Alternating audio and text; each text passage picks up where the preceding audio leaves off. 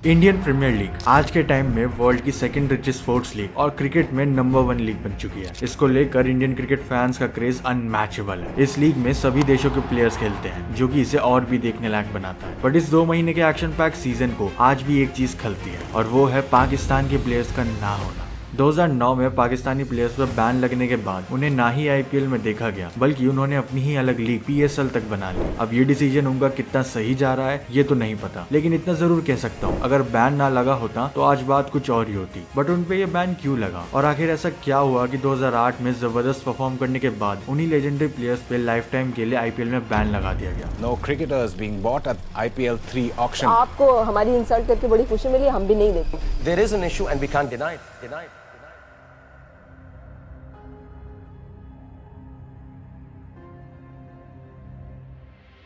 18 अप्रैल 2008 IPL की history का पहला मैच खेला जाता है। Rajasthan Royals win, but what a classic! IPL का ये सीजन एक यादगार सीजन था, लेकिन एक ऐसी चीज थी जो इस सीजन को बाकी के सीजन से अलग बनाती है। वो है पाकिस्तानी प्लेयर्स की presence. Fast forward to 2024 IPL के अंदर आपने हर देश के प्लेयर्स देखे होंगे, भले वो ऑक्शन में बिके या ना बिके। यहाँ तक कि आईपीएल में आईसीसी की एसोसिएट कंट्रीज के भी प्लेयर्स हैं। एग्जाम्पल के लिए आप ये लिस्ट देख सकते हो, बट इसमें हमें पाकिस्तान के प्लेयर्स देखने को बिल्कुल भी नहीं मिलेगी। और ऐसा नहीं है कि उनमें बड़े नाम मौजूद नहीं है। हर क्रिकेट फैन बाबर आजम, फखर जमान, नसीम शाह और शाहीन शाह अफरीदी को आईपीएल में अपनी फेवरेट फ्रेंचाइजी की तरफ से खेलता हुआ देखना चाहता है। अगर ये केवल क्रिकेट बोर्ड्स तक ही सीमित होता तो इसका सॉल्यूशन निकल सकता था, लेकिन पॉलिटिक्स से लेकर ज्योग्राफी और टेररिस्ट अटैक्स तक पता नहीं और क्या क्या इन्वॉल्व हुआ था इस मैटर में।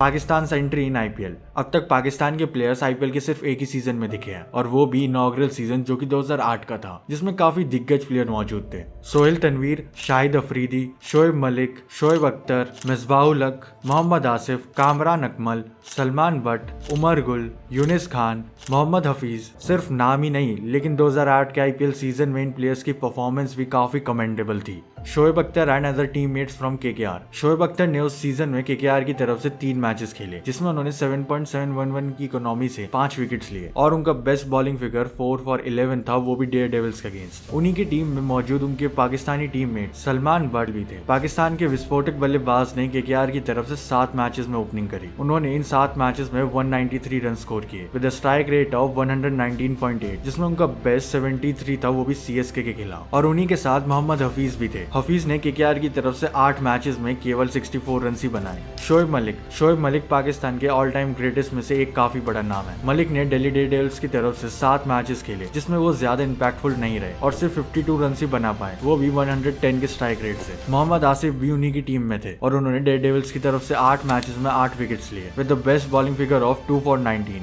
उमर गुल पाकिस्तान के सबसे इन्फ्लुएंशियल गेंदबाज थे, खास करके टी20s में। गुल ने केकेआर की तरफ से 6 मैचेस में अपीयरेंस दिया, जिसमें गुल ने 8.17 की इकोनॉमी से 12 विकेट्स चटकाए with the highest of 4 for 23, वो भी किंग्स 11 पंजाब के खिलाफ। शाहिद अफरीदी टी20 के सबसे बेस्ट ऑलराउंडर्स में से एक है। उनकी तेज स्पिन बॉलिंग और धुआंधार बल्लेबाजी उन्हें एक कंप्लीट ऑलराउंडर बनाती है। अफरीदी ने 2008 में डेक्कन चार्जर्स की तरफ से 10 मैचेस खेले, जिसमें उन्होंने 81 रन बनाए और साथ में 9 विकेट्स भी हासिल किए। मिसबाहुल हक ने 2008 में आरसीबी की तरफ से 8 मैचेस खेले, जिसमें उन्होंने 144 के स्ट्राइक रेट से 170 रन बनाए with the highest of 47 not out against Delhi daredevils. इन सभी परफॉर्मेंस में सोहेल तनवीर और कामरान अकमल का रोल बढ़ जाता है। तनवीर ने उस साल राजस्थान रॉयल्स के जीत में काफी बड़ा रोल प्ले किया था, और वो सीजन के पर्पल कैप होल्डर भी थे। तनवीर ने 11 मैचेस में 22 विकेट्स लिए, वो भी सिर्फ 6.5 की इकोनॉमी और 12.09 के एवरेज से, जिसमें उनका बेस्ट परफॉर्मेंस 6 for 14 था, वो भी सीएसके के खिलाफ। कामरान अकमल भी उन्हीं की टीम राजस्थान रॉयल्स का हिस्सा थे, जहां उन्होंने एक डिसेंट परफॉर्मेंस दिया था। उन्होंने 6 गेम्स में 165 के स्ट्राइक रेट के साथ 126 रन बनाए with the highest of 53 not out, जो कि सीएसके के खिलाफ बने थे। इन सब का एक्सेप्शन एक पाकिस्तानी क्रिकेटर है अजहर महमूद। ये पाकिस्तान के आखिरी खिलाड़ी थे जिन्होंने 2015 तक आईपीएल खेला, जहां उन्होंने 23 मैचेस में 388 रन स्कोर किए थे with the highest of 80 run, और साथ में 29 विकेट्स भी लिए थे। लेकिन यहाँ पर एक सवाल आता है कि अजहर ने आईपीएल कैसे खेला, जबकि 2008 के बाद पाकिस्तानी प्लेयर्स पर बैन लगा दिया गया था। तो इसके पीछे का रीजन ये है कि 2011 में अजहर ने ब्रिटिश सिटीजनशिप ले ली थी, जिससे कि वो आईपीएल के लिए एलिजिबल हो गए थे। ये थी आईपीएल 2008 में पाकिस्तान के प्लेयर्स की परफॉर्मेंस। उस वक्त पाकिस्तान में बहुत सारे यंग प्लेयर्स सामने आ रहे थे, और उनकी परफॉर्मेंस भी शानदार थी। तो ऐसा क्या हुआ कि उनकी किस्मत हमेशा के लिए बदल गई और फिर उन्हें कभी आईपीएल में खेलने का मौका नहीं मिला।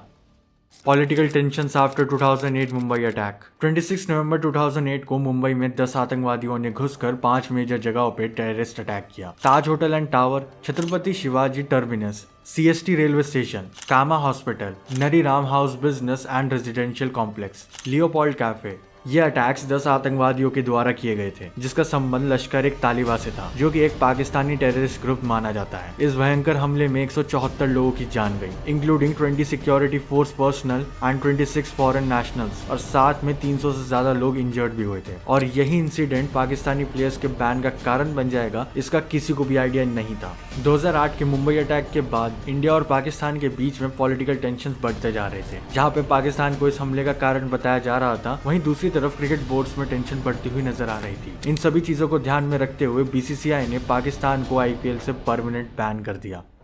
Insult of Pakistani players. IPL first season. Pakistani players ने IPL के फर्स्ट सीजन में कमाल का प्रदर्शन किया और सोहेल तनवी ने सबसे ज्यादा विकेट्स भी लिए थे। पर जब शोएब अख्तर ने कॉन्ट्रैक्ट के पैसे ना मिलने की शिकायत करी, तब उन्हें मीडिया में बहुत नेगेटिव वे में पोर्ट्रे किया गया। उनकी ये शिकायत उनके करियर को पूरी तरह से प्रभावित कर गई और उनकी इमेज का काफी नुकसान हो गया। IPL second season. दूसरे IPL सीजन में मुंबई अटैक्स की वजह से पाकिस्तानी प्लेयर्स पर लाइफ टाइम बैन लगा दिया गया। इस फैसले से पाकिस्तानी प्लेयर्स पर दुविधा के बादल मंडराने लग गए। जब शाहरुख खान ने इस बैन के खिलाफ आवाज उठाई तो उन्हें उनकी film my name is Khan की स्क्रीनिंग के दौरान शिवसेना के सपोर्टर्स ने धमका दिया। ये घटना एक बड़े हंगामे में बदली जा चुकी थी और इसका इफेक्ट क्रिकेट पे साफ साफ पड़ता हुआ दिख रहा था। IPL के तीसरे सीजन में पाकिस्तानी प्लेयर्स को बिडिंग प्रोसेस में शामिल होने के लिए बुलाया गया था, लेकिन वहां पर उन्हें बहुत बुरी तरह से इग्नोर कर दिया गया। शाहिद अफरीदी, सोहेल तनवीर, उमर गुल जैसे प्रमुख पाकिस्तानी प्लेयर्स को किसी भी टीम ने नहीं चुना और ऐसा लग रहा था कि उन्हें उनकी बेइज्जती करने के लिए बुलाया गया था। इस घटना ने पाकिस्तान के क्रिकेट प्लेयर्स पर काफी असर डाला और उनके साथ इंडिया पाकिस्तान के क्रिकेटिंग रिलेशंस पर भी सवाल उठने लग गए। इसके बाद इंडिया पाकिस्तान की क्रिकेट राइवलरी और ज्यादा बढ़ गई।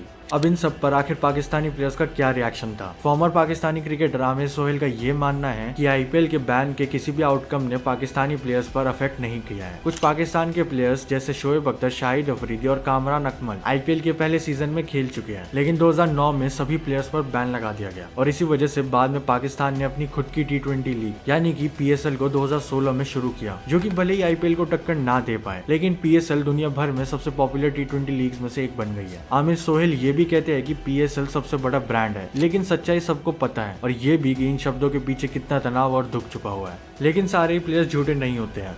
पाकिस्तान के फास्ट बॉलर हसन अली ने एक इंटरव्यू में अपने IPL खेलने की ख्वाहिश को बताया। हर खिलाड़ी IPL में खेलना चाहता है और ये मेरी ख्वाहिश है कि मैं भी वहाँ खेलूं। ये दुनिया की सबसे बड़ी लीग्स में से एक है और अगर भविष्य में मौका मिले तो मैं जरूर वहाँ खेलूंगा। बट अब जो होना था वो हो चुका है और इसे चेंज करने वाला कोई नहीं है। हाँ, ये आर्ग्यूमेंट हो सकता है कि BCCI एंड PCB मिलकर पाकिस्तान प्लेयर्स को अलाउ कर दे, मगर ये बात केवल क्रिकेट तक सीमित नहीं है बल्कि पॉलिटिक्स एंड सेंटिमेंट्स तक जा चुकी है। और अब कोई भी इंडियन जिसने वो टेररिस्ट अटैक 2008 का देखा था, वो पाकिस्तानी प्लेयर्स को खेलता हुआ नहीं देखना चाहता है। भले ही पाकिस्तानी प्लेयर्स का इन्वॉल्वमेंट IPL को बूस्ट ही करेगा, बट सेंटिमेंट्स एंड पॉलिटिक्स का कुछ और ही मानना है। मोहम्मद आमिर, जिन्होंने अपने क्रिकेट करियर में कमाल का प्रदर्शन किया है, हाल ही में एक पाकिस्तानी न्यूज चैनल को दिए गए इंटरव्यू में उन्होंने IPL के बारे में एक स्टेटमेंट दिया। इस स्टेटमेंट ने क्रिकेट लवर्स के मन में एक सवाल उठा दिया कि क्या आमिर अपना कमाल का प्रदर्शन IPL में भी कर पाएंगे, पर वे एक पाकिस्तानी प्लेयर है तो आखिर वे कैसे IPL खेल पाएंगे? बिल्कुल सेम जैसे अजहर मसूद ने किया था। मोहम्मद आमिर के पास जल्द ही ब्रिटिश सिटीजनशिप आने वाली है और उसी के जरिए वे IPL में अपना डेब्यू कर पाएंगे। इस बैन का IPL पर एक शॉर्ट टर्म और एक लॉन्ग टर्म इम्पैक्ट हुआ। शुरुआत में इस फैसले से क्रिकेट फैंस के बीच थोड़ी सी डिसअपॉइंटमेंट देखने को मिली थी, जो IPL में दुनिया भर के टैलेंटेड प्लेयर्स को देखना चाहते थे। लेकिन पाकिस्तानी प्लेयर्स की एब्सेंस ने IPL की टूर्नामेंट क्वालिटी को उतना अफेक्ट नहीं किया, क्योंकि बाकी इंटरनेशनल स्टार्स के प्रेजेंस की वजह से IPL आज तक दुनिया की नंबर 1 क्रिकेट लीग के स्पॉट पर टिकी हुई है। पाकिस्तानी क्रिकेटर्स इस फैक्ट को माने या माने, लेकिन एक बात तो सच है कि इस बैन से उनका नुकसान हुआ है और जो बची हुई कसर थी वो पॉलिटिकल टेंशन ने पूरी कर दी। IPL जैसी एक बड़ी लीग में कम्पीट करने से आपको केवल पैसा ही नहीं बल्कि एक ऐसा मंच भी मिलता है जहाँ पर आप अपने टैलेंट को शोकेस कर सकते हो। इस पूरे सिचुएशन का इफेक्ट इंटरनेशनल क्रिकेट में भी देखने को मिलता है। इंडिया और पाकिस्तान के ओवरऑल रिलेशंस खराब हो जाने से उन दोनों टीम्स के बीच में कोई भी बायलैटरल सीरीज नहीं होती है, जिस वजह से उनके बीच में मैचेस केवल ICC टूर्नामेंट्स में ही देखने को मिलते हैं। लेकिन अगर ये बैन ना लगा होता तो क्रिकेट का लेवल आज कुछ और ही होता, क्योंकि अब हमें इंडिया एंड पाकिस्तान की बायलैटरल सीरीज भी देखने को नहीं मिलती है और इसी वजह से उनकी बीच की राइवलरी और स्ट्रॉन्ग हो जाती है। तो क्या ये बैन लगाना सही था या फिर पॉलिटिकल एंड सेंटिमेंट्स के चक्कर में IPL ने पाकिस्तान के लेजेंड्स को खत्म कर दिया? कमेंट करके अपना ओपिनियन जरूर बताना और हाँ, परी मैच पर प्रेडिक्शन देना मत भूलना। अगर बाबर आजम पर वीडियो देखना है तो इस वीडियो पर क्लिक करो। अगर युवराज सिंह की लेजेंडरी परफॉर्मेंस के बारे में जानना है तो इस वीडियो पर क्लिक करो। Thanks for watching.